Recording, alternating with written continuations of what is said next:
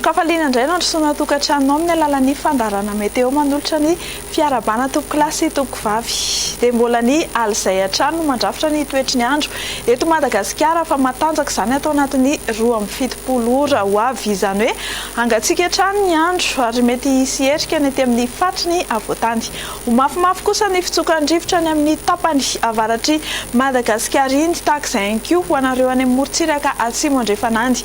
Ny mpampiasa ranomasina amin'ny morontsiraka atsinanana Ray Manontolo iny mahazo ny morontsiraka atsimo sy atsimo andrefana dia mila mitandrina satria dia ahery be ny rivotra sy ny ranomasina.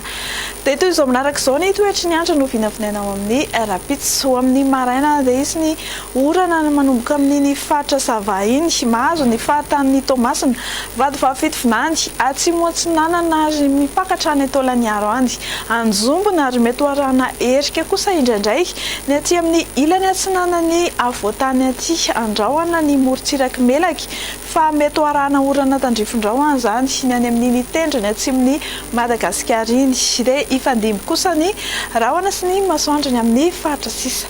Ho amin'ny rapitso tolakandro dia mbola hitohy hatrany ny orana malefaka ny amin'ny morontsiraka atsinanany Madagasikara Ray Manontolo iny, fa ho bebe kosa ny rotsakorana ny amin'ny morontsiraka afovoany atsinanana Ray Manontolo iny, Anjombona ary mety arahana herika indraindray ny aty amin'ny ilany atsinanany faritry ny avoatany iny. Andrahoana kosa ny andro ny amin'ny faritra Diana sy Sofia, tahak'izay ihany koa ny faritra Melaky, Androy ary Anosy, fa ifandimby eo ny Maloka sy ny Balika ny amin'ny faritra sisa. Mbola somary mirifiry ny maripana vao vinavina ao amin'ny rapitso tontolo ny andro araka ny efa voalaza teny am-piandohana.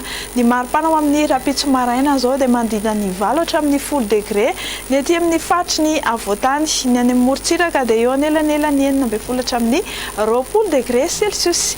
Ny maripana mafana indrindra indray ao amin'ny rapitso dia ho anareo any amin'ny faritra avaratra andrefan'ny Madagasikara iny 20 degré Celsius, izany hoe marimarina kokoa ny faritan'ny Mahajanga sy ny manodidina azy. Hivoaka ivelan'ny Madagasikara ianao, hibalika be ary ny masoandro amin'ny rapitso ny any Johannesburg sy La Réunion any. Isy ny zavona vao maraina ny Seychelles, andrahoana kosa ny andro ny Comores, ifandimby eo ny rahona sy masoandro ny Nairobi, Paris, Milan, anoram-baratra ny faritry Bangkok. Dia hatreo aloha no azo ambara amin'ny fandarana meteo amin'ity ala ity mametraka ny mandra-peona toko klasy toko vavy.